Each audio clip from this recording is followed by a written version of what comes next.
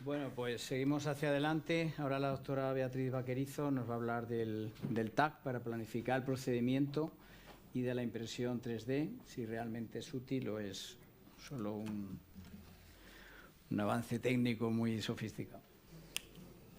Buenas tardes. Gracias a Felipe y a la organización por la invitación.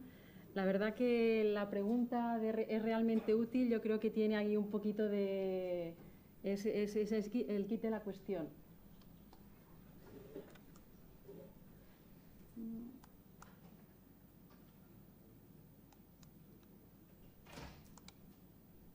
¿Es el next? Vale. Pues un poco como background, decir pues que todos sabemos que la anatomía de lo que es la orejuela pues es bastante compleja. Yo creo que más adelante os mostraré que no es tan simple la clasificación en estos 4 grupos.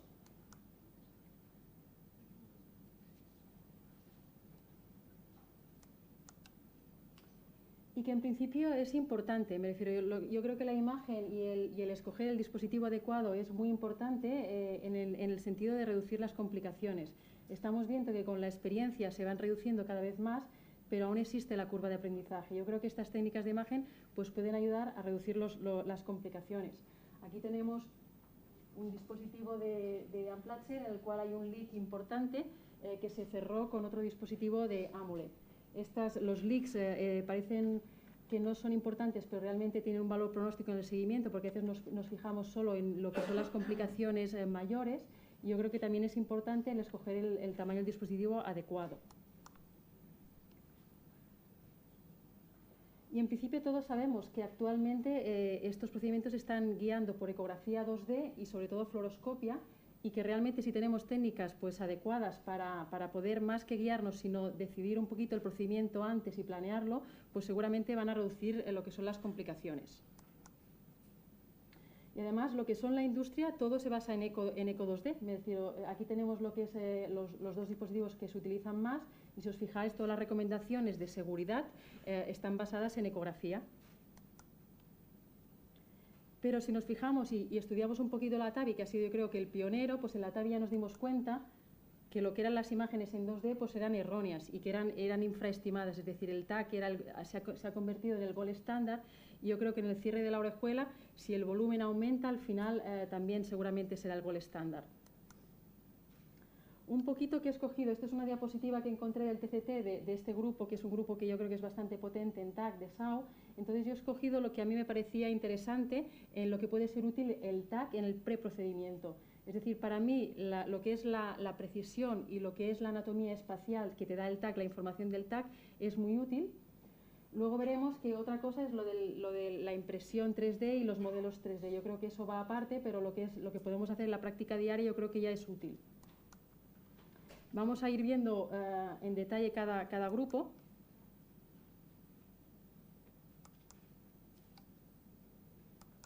Porque es lo que decíamos, en principio la anatomía que decimos de la orejuela, que está clasificada en cuatro grupos, pues nuestra ecocardiografía la verdad es que tiene mucha imaginación y le pone nombres de lo más originales, y es verdad que muchas veces no se clasifican en los típicos 4 grupos y pueden ser anatomías que pueden ser muy complejas.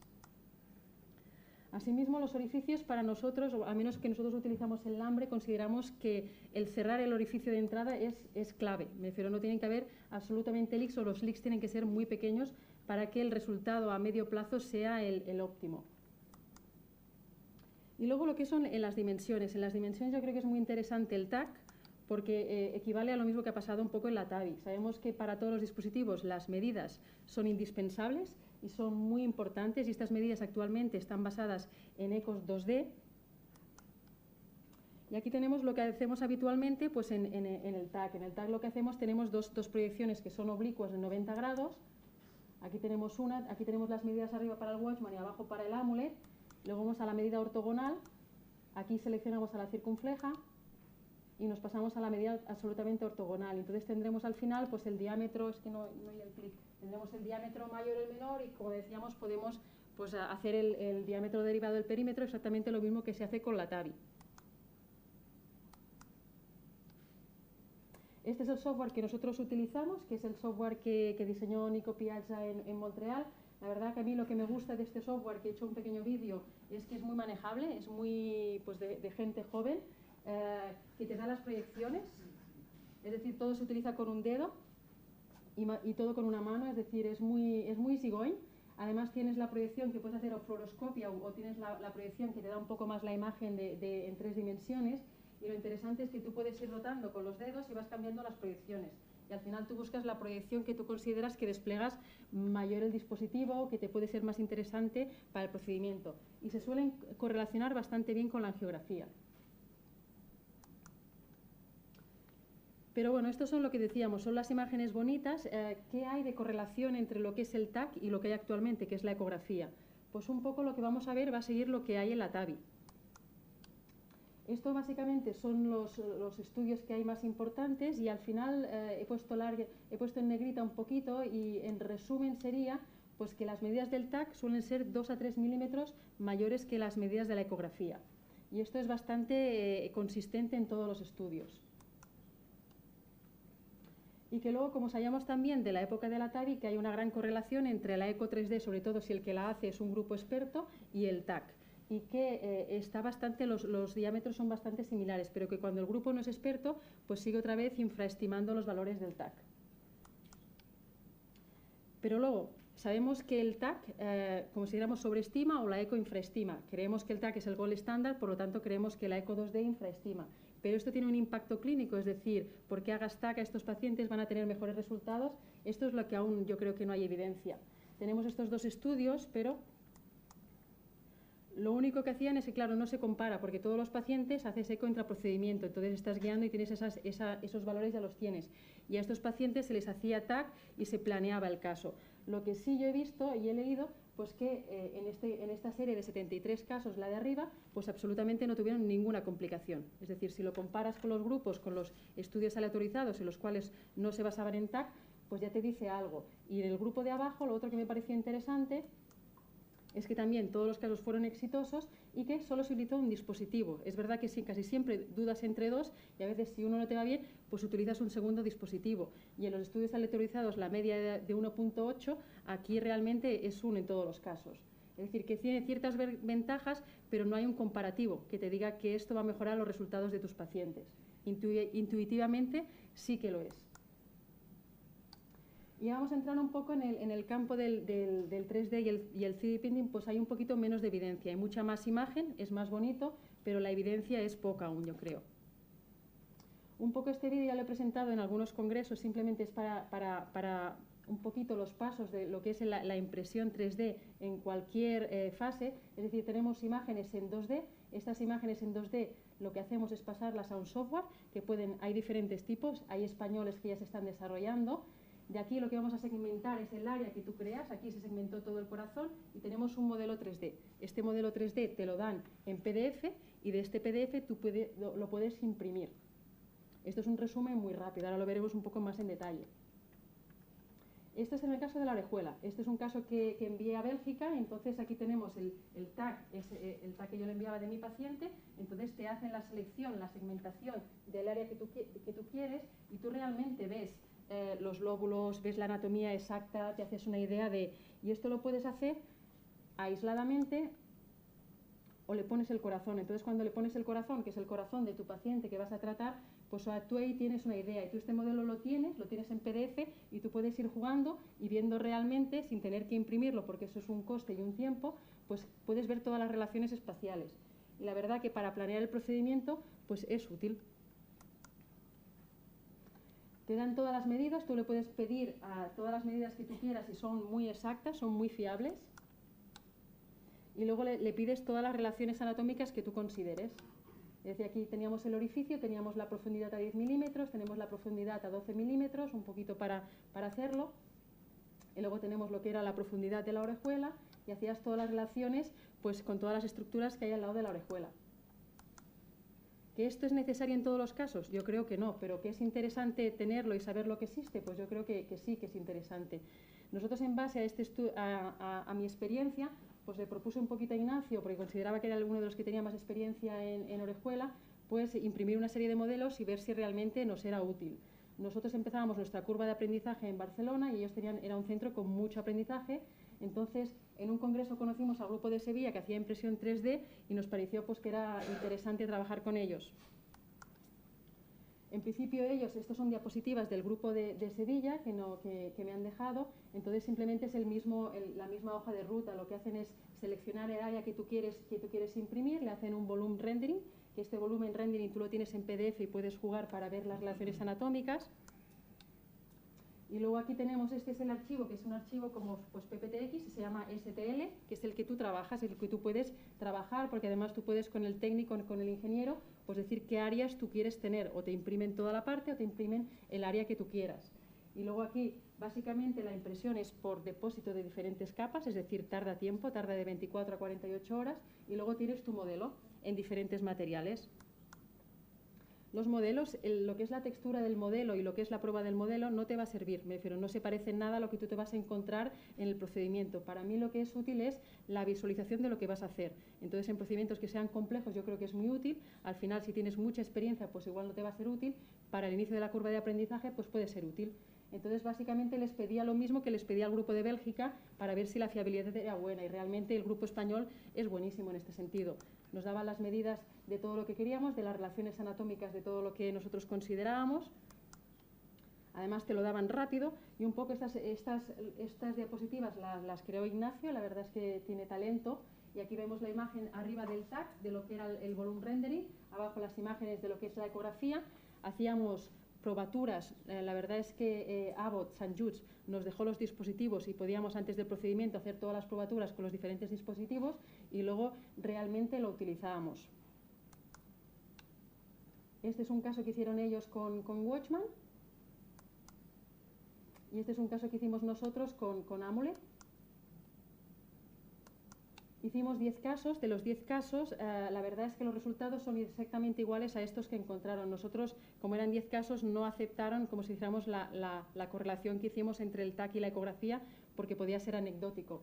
Pero realmente encontramos esto, que lo que sabemos, me refiero que el TAC sobreestima o la eco infraestima, que yo creo que es más que la eco infraestima un poquito lo que son las medidas, y que el TAC tiene una tendencia también a sobreestimar, y entonces cuando utilizas el modelo y pruebas el dispositivo, pues al parecer es el tamaño exacto. Esto la verdad es que cuando lo utilizas tiene un poco de truco, porque muchas veces dudas entre dos tamaños. Entonces tú lo pruebas en el modelo y al final te acabas convenciendo de que ese es el tamaño adecuado. Pero estamos en lo de siempre. ¿Esto tiene impacto pronóstico en el resultado? Pues es lo que vamos a intentar ver un poquito. Este es otro grupo, entonces yo no he encontrado ninguna diferencia en lo que son los resultados de utilizar modelos 3D o no utilizarlos. Me refiero, son pues 24 pacientes, 22 pacientes. En este estudio lo único que he encontrado pues que tardaban menos. Claro, si tú entrenas antes, pues seguramente vas a hacer el procedimiento y tienes en la cabeza la anatomía exacta de tu orejuela, pues vas a hacer el procedimiento más rápido. Sí que es verdad que ponía que había menos leaks paravalvulares, pero me ha sorprendido un poco, porque realmente sí que igual te equivocas en el dispositivo y ves un leak, pero si el leak es significativo, yo creo que vas a quitar ese dispositivo y vas a poner otro. Yo creo que eran micro leaks que no tenían impacto en el seguimiento. Y un poco ya como conclusiones, pues sabemos que la anatomía de las orejuelas es compleja y bastante variable, que realmente el TAC lo que te da es más precisión en relación a la ecografía, y que te da una orientación de lo que son las estructuras que hay alrededor, pues mucho más precisa de lo que es la ecografía, 2D sobre todo, que luego sabemos, es un hecho que lo que son las medidas de ecografía 2D pues te van a infraestimar, pero que nosotros ya hacemos una sobredimensión de los dispositivos que creo que lo tenemos en cuenta. Que es verdad que el TAC, yo creo que se suele coger la media, no se suele coger el máximo, un poquito por esto, porque el TAC sobreestima un poco. ¿Y un poco en qué serían útiles los modelos 3D? Pues yo en mi práctica habitual lo estoy utilizando en procedimientos que son complejos, no lo utilizo en todos los casos.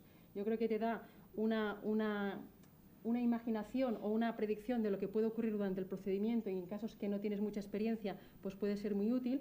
Y ya nosotros en nuestra área, pues igual no es tan útil para el paciente. En países donde yo estuve en Canadá era muy importante tener el modelo para enseñárselo al paciente y ellos lo apreciaban mucho. Aquí yo creo que no tanto, pero aquí yo creo que en la parte de educación, es decir, de los estudiantes o los residentes, yo creo que también es muy interesante que entienda lo que estás haciendo. Ya está, muchas gracias.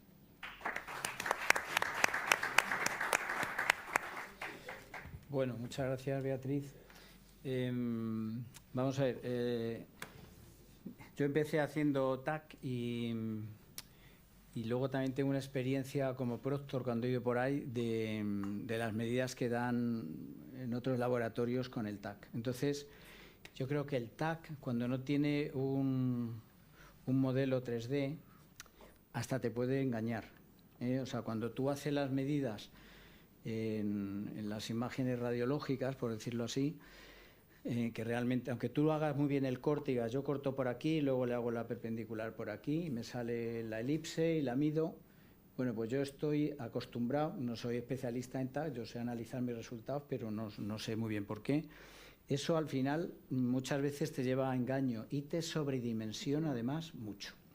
Sin embargo, yo utilizo un sistema muy simple que es el TAC, lo captamos con el sistema Carto de electrofisiología.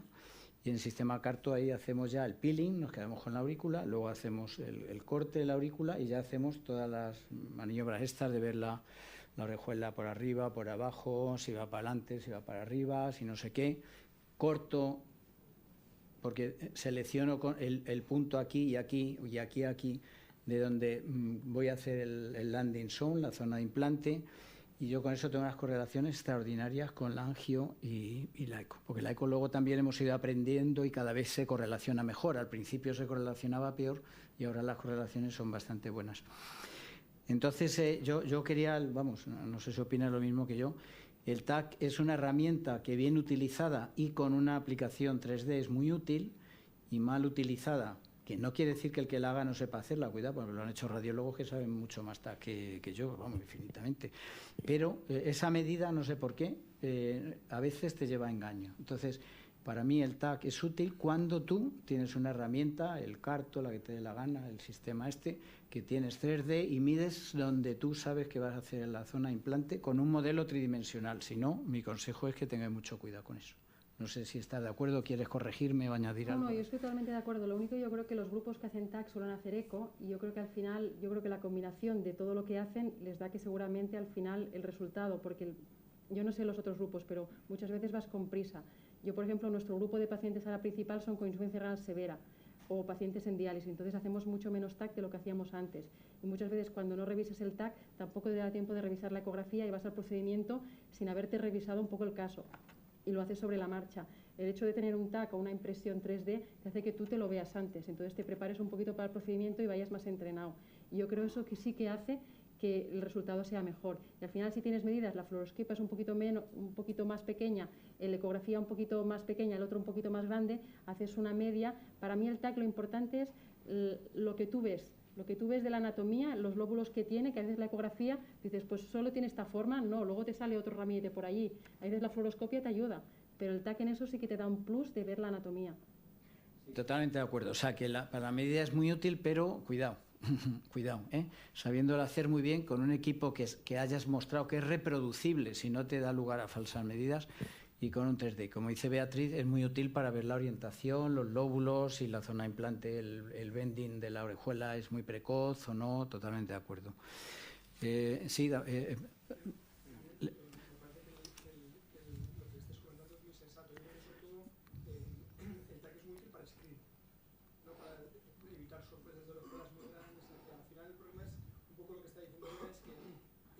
tienes que decir el tamaño del dispositivo. Entonces, si tú haces una medida fluoroscópica, tienes una medida del TAC, tienes una medida del eco, al final tú mismo decides fiarte más de una, porque tú dices, haces un promedio, pero no es una cosa matemática, ¿no? Digo, tú más o menos dices, por lo que veo en la eco tal, me fío más de que la orejuela igual es más pequeñita, igual el TAC me sale 28, yo aquí estoy viendo 22, me cuadra más poner un dispositivo 25, por ejemplo. Entonces, que al final también está bien el exceso de información, a veces hay que saber manejarlo un poco en la línea que decías tú, ¿no? Sí, es muy oportuno ese comentario porque, mira, ayer hice yo 2 orejuelas con TAC, o sea, tenía el TAC previo, tenía el transesofágico y la angio. Y el TAC que a nosotros nos va muy bien, sin embargo, a veces en alguna orejuela muy holística o que tienen mucha cresta lateral, que se mete mucho la cresta lateral en la pared de la orejuela, y no sé si ahí es como más difícil delimitar exactamente dónde empieza el ostión o por qué, pues un diámetro del TAC nos salía de más sobre el ETE y sobre el angio, ¿no? Entonces, el tener a veces las tres, a veces una técnica, aún haciéndolo siempre la misma gente y muy experto, una tienes un, ¿cómo se dice esto? Un out, en estadística, un out no sé cuántos, un outliner de esto, un outline, y entonces tienes que asumir que efectivamente, o sea, te tienen que cuadrar las cosas. Una cosa es que tú tengas duda entre un dispositivo de un 22, un 25, porque estás en el límite, y otra cosa es que de repente te sale una medida que se te dispara. Pues esa la tienes que descartar. Y eso a veces pasa incluso con gente que tiene mucha experiencia. O sea, ese comentario es muy oportuno. A veces el tener todo cuando cuadra te ayuda, si es por un punto, pero a veces también te puede salir una esta que dice, bueno, y tengo que, aunque sea el tag, el golden, la técnica de oro, tienes que irte al sentido común un poco. Manuel Barreiro. David.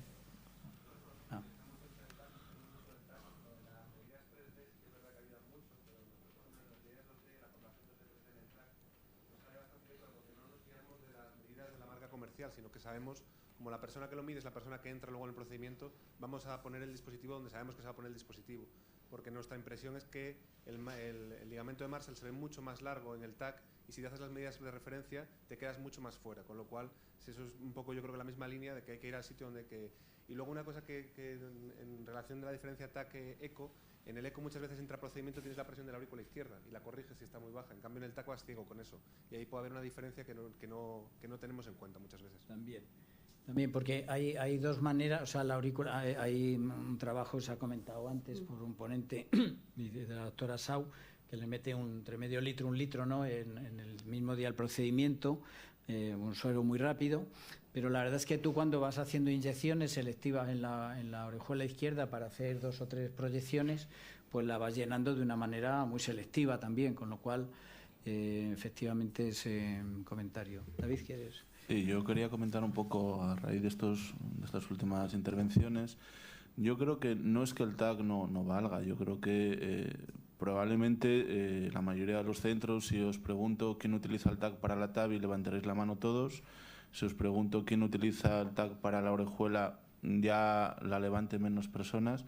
Y después la TAVI, el anillo aórtico, pues sabemos que tiene variaciones en el ciclo, pero es que la orejuela varía mucho más, varía a lo largo del ciclo, varía en función de la precarga que tenga, de las presiones, como hemos comentado, de la aurícula izquierda. Entonces, esos son datos a tener en cuenta. Yo estoy de acuerdo contigo que hoy por hoy la técnica que nos da más información sobre la anatomía y sobre las relaciones anatómicas es el TAC. Yo creo que... ¿Cuál es el problema? Pues muchas veces la experiencia y la disponibilidad. Hay muchos centros que no tenemos la suerte de disponer de un TAC para utilizar nuestros procedimientos, pero yo estoy convencido que cuando vayamos teniendo más experiencia y vayan pasando los años, probablemente en la TAVI es donde la estructural se ha desarrollado más pronto, es donde hay más evidencia, y ahí está claro que el TAC da una medida probablemente más real, y el ECO 3D infraestima al TAC y el ECO 2D infraestima al 3D, ¿no? Yo creo que probablemente sea lo mismo, ¿no? Sea lo mismo y sea la herramienta. Yo vuelvo a repetir, es decir, esto son técnicas en crecimiento y habrá que elegir en cada técnica cuál es la imagen, dentro también, obviamente, de la disponibilidad que tengamos en cada centro. De acuerdo, pues si no hay más preguntas, muchas gracias, Beatriz.